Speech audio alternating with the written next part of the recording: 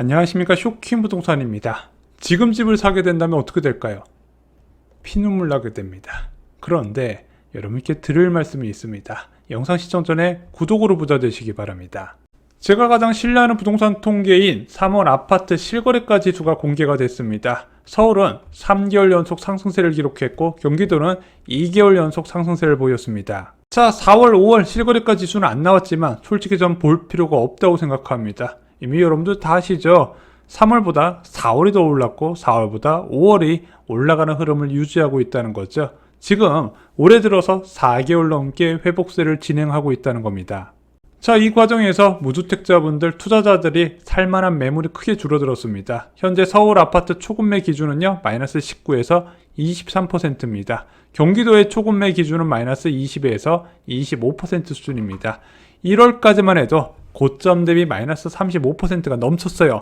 경기도 지역 같은 경우는 고점 대비 마이너스 40%도 있었습니다. 지금 그런 매물은 진작에 사라지고 서울 같은 경우는 마이너스 20% 내외, 경기도 같은 경우는 마이너스 23% 내외까지 하락폭이 축소된 상황이죠. 그럼에도 불구하고 수요가 줄지 않고 더 늘어나고 있습니다. 서울, 경기도 아파트 거래량 계속해서 늘어나는 추세고요. 특히 청약시장 경쟁률이 갈수록 폭증을 하고 있습니다. 세전력 두산 일부 트레지움 특별공급 경쟁률이 나왔어요. 평균 경쟁률 27.4대 1이 나왔습니다.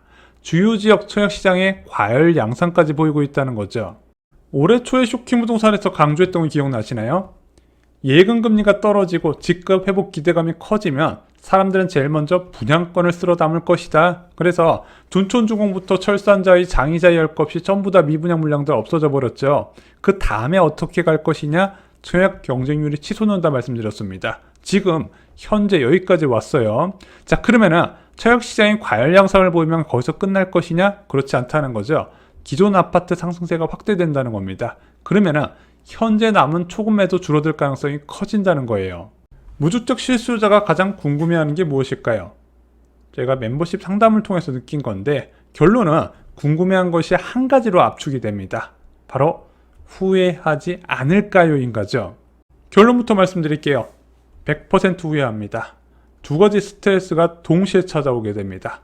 높은 이자에 대한 부담, 그리고 하락에 대한 공포감.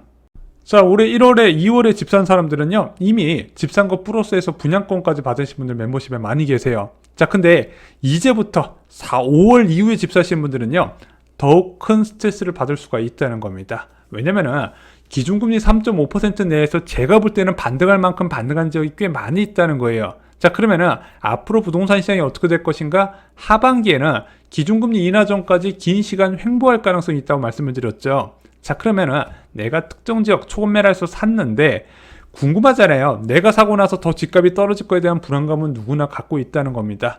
매일 네이버 호가만 보는 불안한 삶, 실거래가 내역 보면서 철렁 가슴이 주저앉는 불안한 삶을 사시게 된다는 거죠. 그거 굉장히 큰 스트레스예요. 반면에 이자 부담은 역대급입니다. 원래 전세금 돌려받아서 편하게 플렉사에서 살 수 있어요. 여름 때 애들 데리고 해외여행 갈 수 있고 명품 살 수도 있고 기념일에 오마카세 먹을 수도 있어요. 하지만 집을 사면 어떻게 됩니까? 이자 부담에 1,000원짜리 한 장 마음대로 못 쓰는 삶을 살게 돼요. 여전히 4% 가까운 높은 대출금리고 집값도 생각만큼 많이 안 떨어졌단 말이에요. 이자 부담이 늘어날 수밖에 없는 겁니다. 그런데 왜 지금이라도 내 집 마련을 하는 게 좋을까요?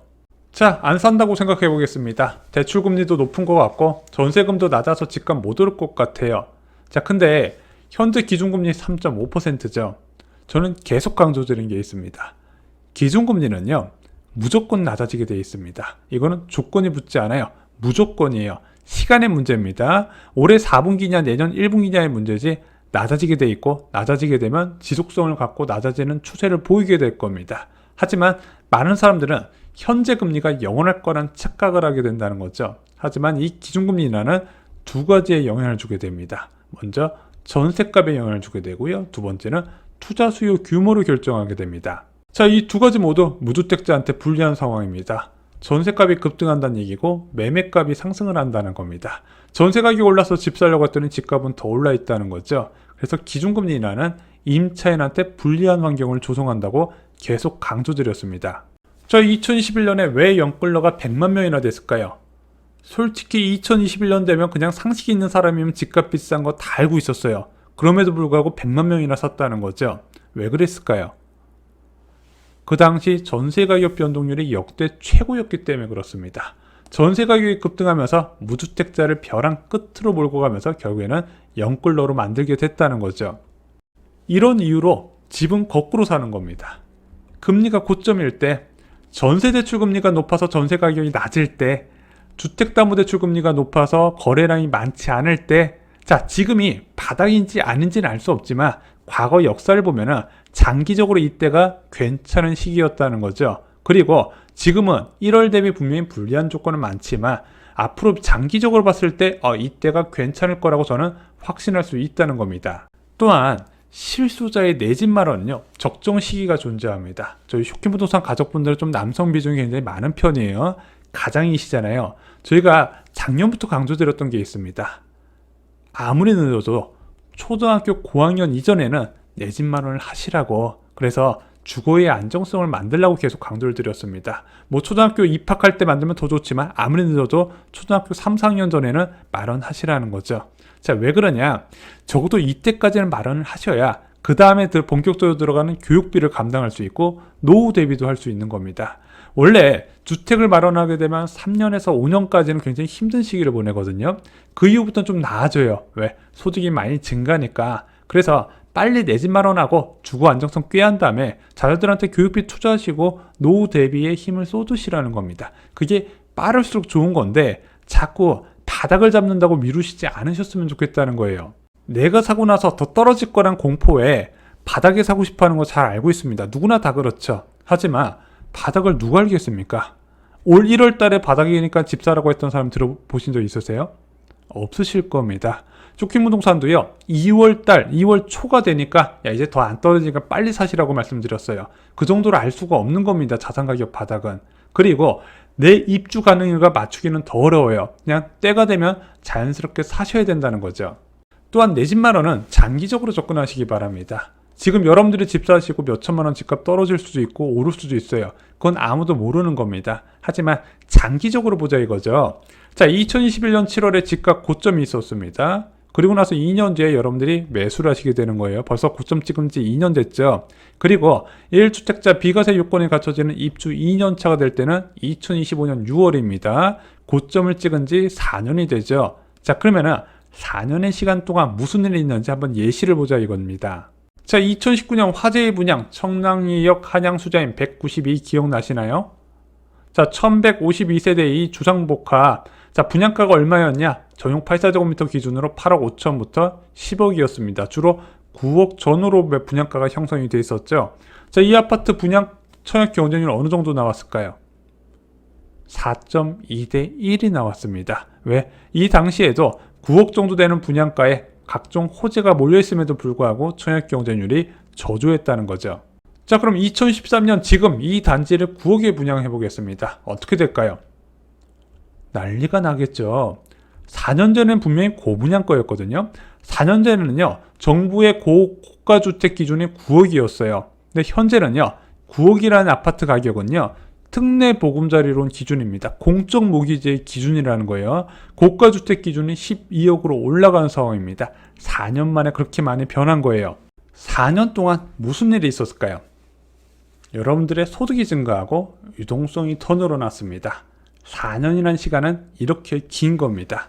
자, 그래서 보통 5년 정도가 되면은요, 소득이 한 30% 증가한다고 보고 5년 정도의 시간이면 유동성이 50% 절반 가까이 늘어난다 말씀드립니다. 자산 가격도 그에 맞게 재평가가 이루어지는 거예요. 자, 그럼 여러분께 저 이제 말씀을 드려보겠습니다.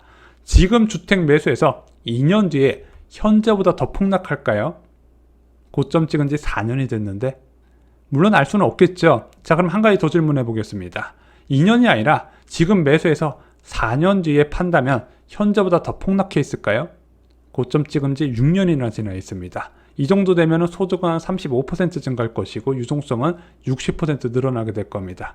미래는 알 수는 없지만 떨어질 확률은 좀 적어 보이죠.